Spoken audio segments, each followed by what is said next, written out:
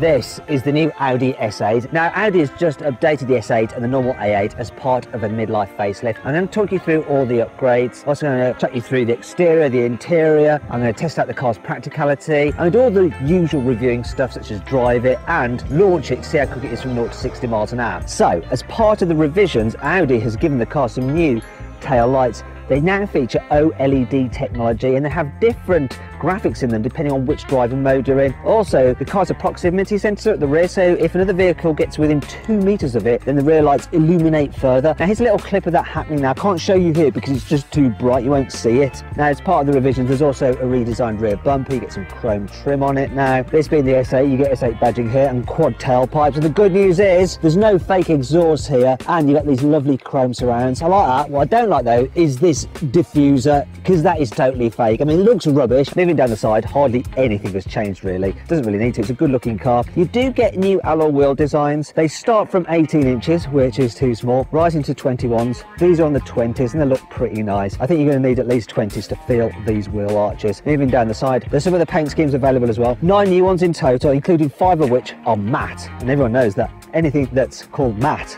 You've also got some new headlight designs compared to the pre-facelift version, and they're a bit higher up. Audi's also made the grille slightly bigger. I don't know how they managed that. It already takes up the whole front of the car, but apparently it is slightly bigger. And the design within the grille is different to before. And the S8 has its own unique design. There's redesigned front bumpers as well compared to the pre-facelift version. And this S-Line obviously is a bit more aggressive than the standard cars with bigger vents and stuff like that. You can also get an S-Line version, which is like a halfway house between the normal A8 and the more aggressive looking S8 here.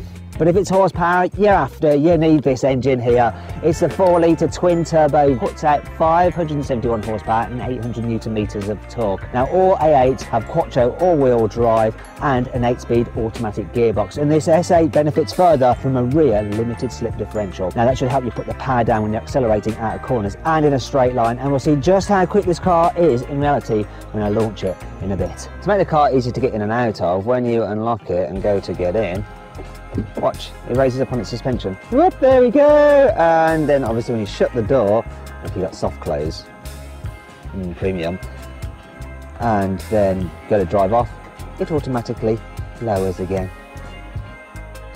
Still is a nice square shape. There's not too much of a lip to lift things over, and you do have this scuff plate here so that you don't scratch your paintwork if you're dragging things out of it. And there's various tie down points which feel secure and solid. You can get nets and put a storage area there. The S8 comes as standard with special predictive suspension, so the camera reads the road ahead, it can see bumps, and the suspension automatically lifts up the wheels when you go over them, so the car remains completely flat. It doesn't go whoop.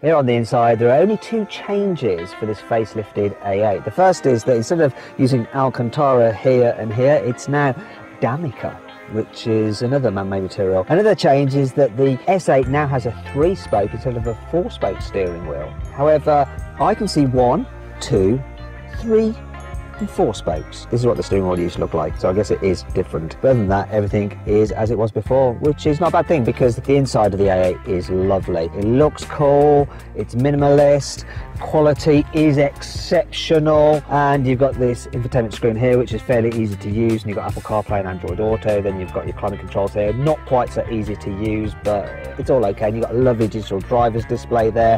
However, the tech on board just doesn't feel quite as futuristic as the tech you can get. Can't fault the Audi's comfort though. The seats are lovely. These are the upgraded sports seats. Look, you've got the S logo embossed on them, very nice.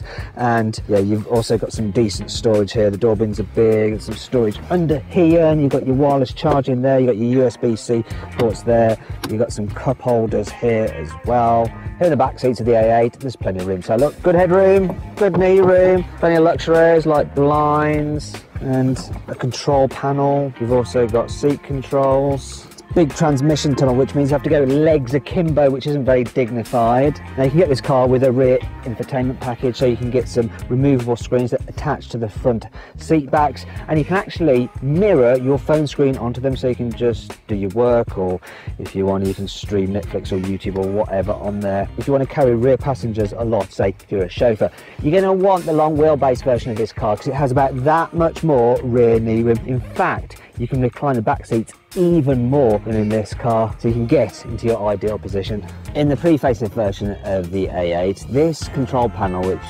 allows you to operate the rear seats, the entertainment system, all that kind of thing, used to be removable. A little tablet, really cool, press a button, it comes out, you can operate it in your hand and put it back. You can get the long wheelbase version of the Audi A8 with an electrically deployable footrest for the rear passenger, which also massages your calves and heats your legs. You've heard of Matrix LED headlights, right? Well, how about Matrix LED reading lights? Well, that's exactly what this A8 has here in the back. So you've got a selection of LEDs just up there, and you can use this touchpad here to control exactly where they illuminate. You told your friend you're not okay, and tell me what's wrong and why you never said you felt that way. And guess you're trying to stay strong and fake a smile until I look away. But I've known you too long, it hurts to watch your blue eyes fade to grey as you fade away, as you fade away. Okay, let's see what this Audi S8 is like on the Autobahn. So what I'm going to do is actually reset the trip computer there. Come on, reset. Now I'm going to floor it. Come on.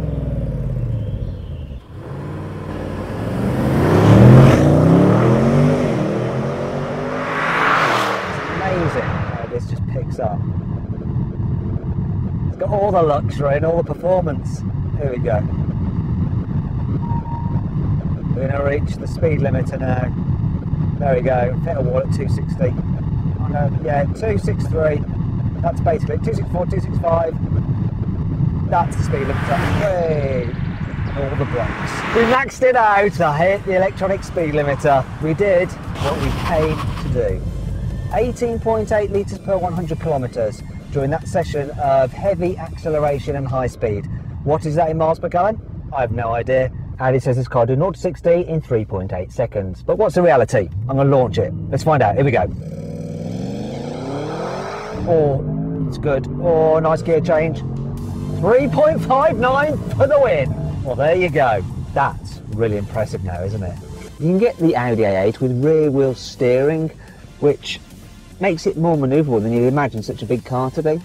Now it comes as standard on the S8 and the A8 4-sprung, but you can get it optionally on the other models as well. This car isn't just designed for hooning up the Autobahn. It's going to be luxurious and relaxing when you're just driving around town. Now this is a great place to try out the suspension, so I'm going to go into comfort mode. Yeah, roads are better now. Let's go back the other way. Steering's nice and light. This car's quite manoeuvrable. Gearbox, I don't even know it's got a gearbox. It could be an electric car. It's so smooth. Don't notice any changing in gear. Pure relaxation. There's another one. Got to do it again without hitting the cyclist. Sorry. So then, what's my final verdict on the revised Audi A8? Well, I reckon you should shortlist the A8. It really is a lovely luxury car, and it's especially lovely with this S8. Stealthy performance.